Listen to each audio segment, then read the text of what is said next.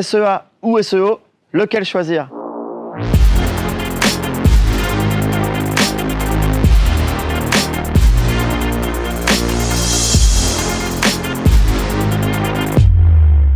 Yorana, comme on dit ici, bonjour en tahitien, c'est Benjamin Chevillon. Bienvenue dans cette vidéo dans laquelle on va parler des avantages et des inconvénients du SEA, mais aussi du SEO.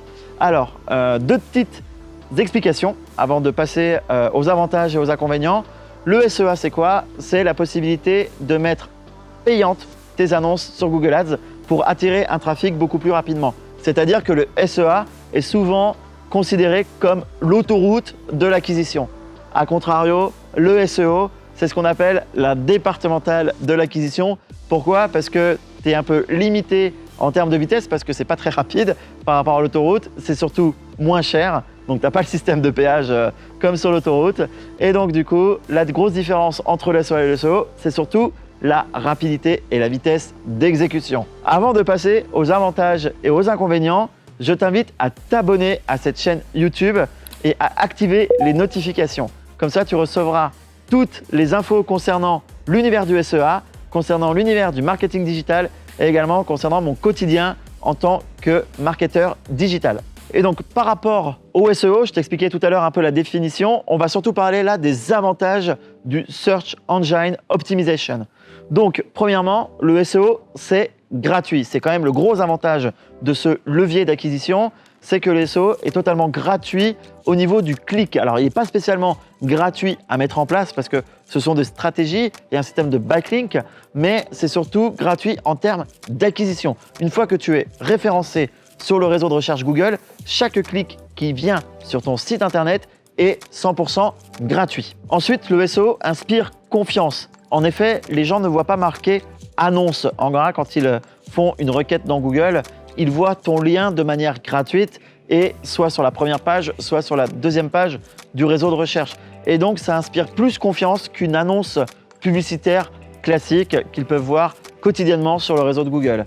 Ensuite, le SEO a un autre avantage, c'est qu'il est pérenne. En effet, à partir du moment où tu mets en place ta stratégie, à partir du moment où tu es référencé sur Google, tu le seras tant que ton site reste ouvert. Alors que le SEA, à partir du moment où tu coupes ta publicité, tu n'apparais plus dans les résultats de recherche Google. Par contre, à contrario, le SEO a d'énormes inconvénients à mon sens, en tant que, là je te parle en tant que média buyer, en tant que e-commerçant, c'est que d'une part, le SEO est assez long à mettre en place. En effet, lorsque tu décides de mettre une stratégie SEO en place au niveau de ton site e-commerce, au niveau de ton business en ligne, il faut attendre plusieurs semaines, voire plusieurs mois avant de comprendre et d'analyser les premiers résultats. Et donc ça, c'est quand même assez problématique. Lorsque tu es entrepreneur, on aime bien avoir des résultats tout de suite et surtout de pouvoir les analyser et de pouvoir les quantifier. Deuxième point, le SEO est chronophage. En effet, lorsque tu veux mettre en place une stratégie SEO sur ton site, il faut, comme je dis, arroser toutes les possibilités. C'est-à-dire faire du contenu, donc de la rédaction, mettre en place un blog, mettre en place une stratégie de backlink, etc., etc. Et ça prend énormément de temps sans que tu puisses connaître les résultats par la suite. Troisième inconvénient du SEO, c'est qu'il est impossible à scaler. Quand je dis scaler, c'est tu ne peux pas augmenter ton budget SEO pour être de plus en plus présent sur le réseau de Google. Et donc du coup, à contrario du SEA où c'est possible de scaler en augmentant ton budget ou en augmentant ta puissance publicitaire, le SEO, c'est impossible de le faire, tout simplement parce que ce sont des stratégies que tu mets en place en amont et surtout plusieurs semaines et plusieurs mois avant. Et donc là, ça va être impossible de débloquer un budget supplémentaire en SEO pour pouvoir avoir plus de résultats en SEO. Maintenant, on va parler des avantages et des inconvénients du SEA. Même si j'adore le SEA, il y a forcément des avantages et des inconvénients à utiliser ce levier d'acquisition. Mais tout d'abord, les avantages du SEA, c'est qu'il est rapide et facile à mettre en place. En effet, à partir du moment où tu as X budget publicitaire à dépenser, tu ouvres un compte Google, tu mets en place tes campagnes, tu achètes tes mots-clés et c'est parti. Google te dépense le budget et il te référence sur le réseau de recherche.